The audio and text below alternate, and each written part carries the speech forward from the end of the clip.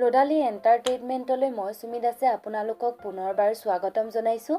নৱবৰ্ষটোত যেন আপোনালোকৰ সুখ শান্তিৰে ভৰি পৰক তাৰেই কামনা কৰিলোঁ। আজিৰ এই ভিডিঅ'টোত মই আপোনালোকক জনাম জণ্ডিছ হ'লে কি কি খাব লাগে। কিন্তু তাৰ আগতে মোৰ পৰৱৰ্তী ভিডিঅ'বোৰ আপোনালোকে পোনপ্ৰথমে পাবৰ বাবে এতিয়ালৈকে যদি মোৰ চেনেলটো ছাবস্ক্ৰাইব কৰা নাই তেনেহ'লে ছাবস্ক্ৰাইব কৰি ল'ব। জণ্ডিছ ৰোগীক আমি বৈজ্ঞানিক পদ্ধতিৰে চিকিৎসা কৰিলেও ঘৰুৱাভাৱেও ৰোগীজনক কিছু যতন ল'ব লাগে। প্ৰত্যেক দিনাই জণ্ডিছ ৰোগীক কুঁহিয়াৰ ৰস পুৱা এগিলাচ আৰু আবেলি এগিলাচকৈ খুৱাব লাগে।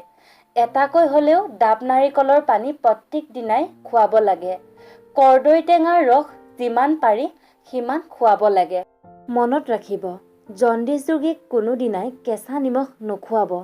নিমখখিনি ভাজি লৈহে খুৱাব। জণ্ডিছ ৰোগীক ডাব নাৰিকলৰ পানী, কুঁহিয়াৰ ৰস, কৰ্দৈ টেঙাৰ ৰস মই কোৱাৰ পৰিমাণতকৈ যদি আপোনালোকে বেছিকৈ খুৱাব পাৰে তেনেহ'লে ৰোগীজনৰ বাবে বেছি ভাল, তেওঁ বেছি সোনকালে সুস্থ হ'ব। যদি মোৰ ভিডিঅ'টো আপোনালোকৰ ভাল লাগিল তেনেহ'লে লাইক কৰিব, শ্বেয়াৰ কৰিব, কমেণ্ট বক্সত কমেণ্ট কৰি কেনে পালে জনাবলৈ নাপাহৰিব।